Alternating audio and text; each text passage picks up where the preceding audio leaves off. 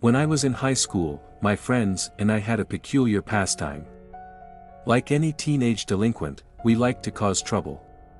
We weren't vandals, we didn't deal drugs, and we certainly didn't bully kids in school. No, we liked to scare the living shit out of new parents by hacking their baby monitors. We were insufferable little punks who thought we were too good to get caught, and that our little acts of mischief would go unpunished. One night, however, I learned my lesson, and realized that I wasn't quite as bulletproof as my tremendous adolescent ego made me out to be. Dimitri, Kurt, and I went to the same school, shared many of the same classes, and hung out almost every evening after chow time. We watched prank shows, played video games, talked about who had the nicest rack in school. One evening, we were trading scary stories at the park. Kurt shared the classic story about the single mother who heard a haunting voice on her baby monitor. Like most horror stories, it sounded like total bullshit, but Dimitri told us it had happened to his mom once. On her own monitor, she'd heard a neighbor singing to her baby. Apparently, it was possible to accidentally tap into someone else's frequency. In an instant, a light bulb turned on in each of our heads. When you're close enough to someone, you don't need words to know what that person is thinking, and we could all tell we were thinking the exact same thing. We were going to buy a baby monitor and screw with people. Pardon the pun, but hacking a baby monitor is child's play. All you need to do is find a device on the same frequency as yours. Never one to do things half-assed, I purchased a high-end monitor with a frequency dial so we could prank as many targets as possible. The following night, we took to our bikes, roamed the neighborhood, and found our first victim. We could see the nursery from the suburban home's second-floor window. Dimitri grabbed the baby monitor and began tuning it to different frequencies, until we heard breathing. I remember feeling excited as our plan finally came to fruition. Dimitri pressed the button, and began exhaling heavily into the receiver. Your little girl. Was delicious, he murmured, using a demonic voice. The light in the master bedroom turned on almost immediately, and we heard a shrill scream. Laughing our asses off, we quickly rode off down the street so we wouldn't get caught. We repeated the prank several times over the course of the following weeks, each taking turns talking through the monitor. Not wanting anyone to get wise to our little game, we chose different houses every time.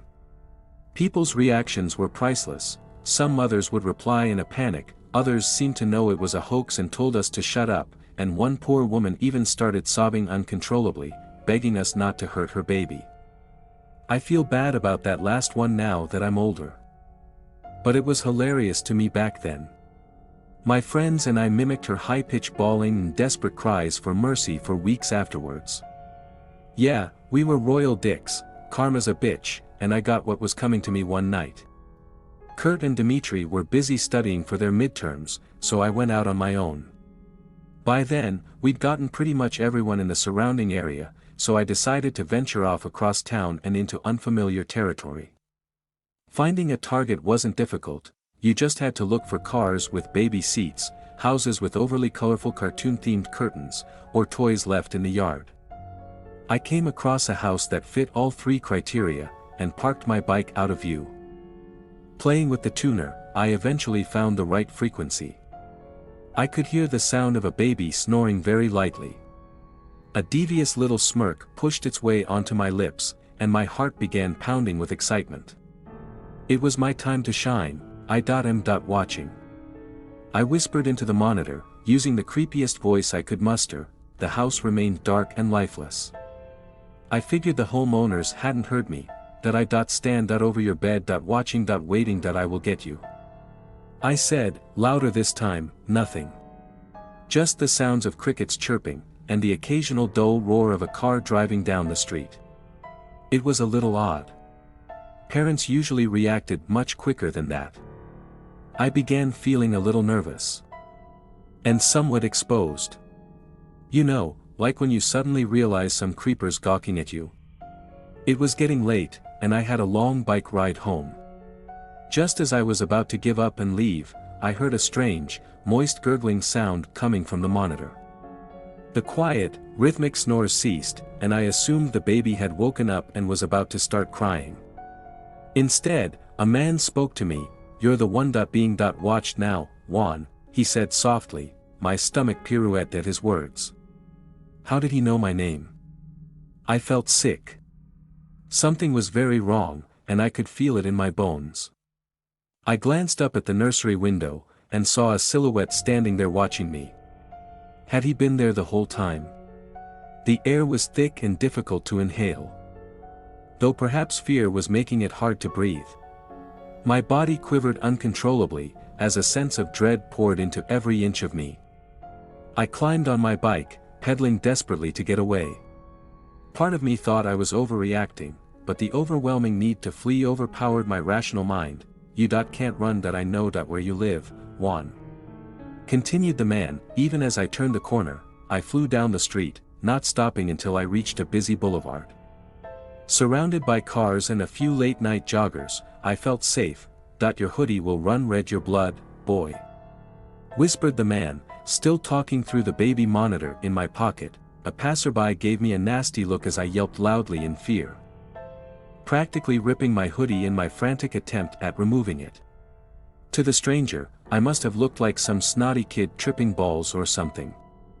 He didn't know I was in genuine distress, so I don't blame him for walking off with an insulted huff, though I wish he had offered to help me instead. After stuffing the hoodie into my backpack, I noticed my name scrawled on the back.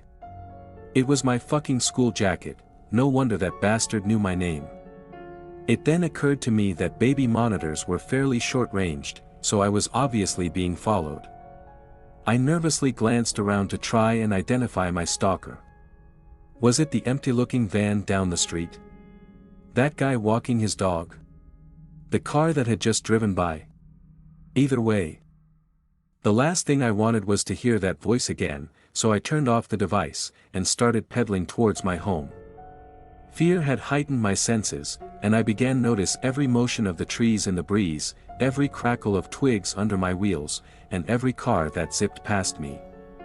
I flinched whenever anyone came near, paranoid that whoever had spoken to me through the baby monitor was going to catch up. Fortunately, I made it home without incident. I parked the bike in my garage and crawled up the stairs to my bedroom. In one careless motion, I tossed my backpack and the baby monitor in the corner of my room, and dove under my sheets like an Olympic swimmer. It doesn't matter how old you are, nothing feels safer than being under your blanket. I closed my eyes, hoping I'd be able to calm down enough to catch a few hours of rest before class, but then I heard static coming from the monitor across the room. The monitor that was supposed to be off. "Sweet dreams, Juan," said the voice that still haunts my nightmares. I didn't sleep a wink that night. I was too frightened to get out of bed until sunrise. When I got up, my first order of business was to remove the battery from the monitor and throw it in the trash. I didn't want anything to do with it anymore.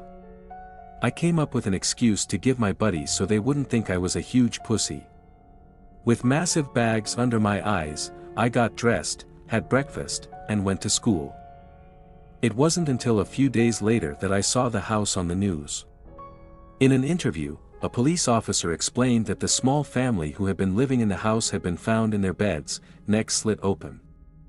I had been outside when it happened. The killer had heard me on the baby monitor and decided to fuck with me. It was definitely a wake-up call, and I thanked my lucky stars that I hadn't gotten the shit murdered out of me. I was too busy feeling thankful that I survived to feel bad about the family that hadn't. Empathy, like wisdom, comes with age. Now that I'm an adult with a wife and daughter, I truly understand the consequences of my actions, and the severity of the situation I put myself in as a tremendously stupid teenage boy. That dreadful night, I thought I reached the epitome of fear, but it was just the tip of the iceberg. As a father, I now know that fear thrives and multiplies when there's something more precious than your own life at stake. I can't say for sure whether the killer found me again after all these years, or whether a new breed of idiots had the same idea as my friends and I, but I can tell you that I now understand what true terror is. Last night, I heard something on our baby monitor that sent chills into my very soul, shackling me with a paralyzing fear that I doubt will ever leave me. I'm still watching.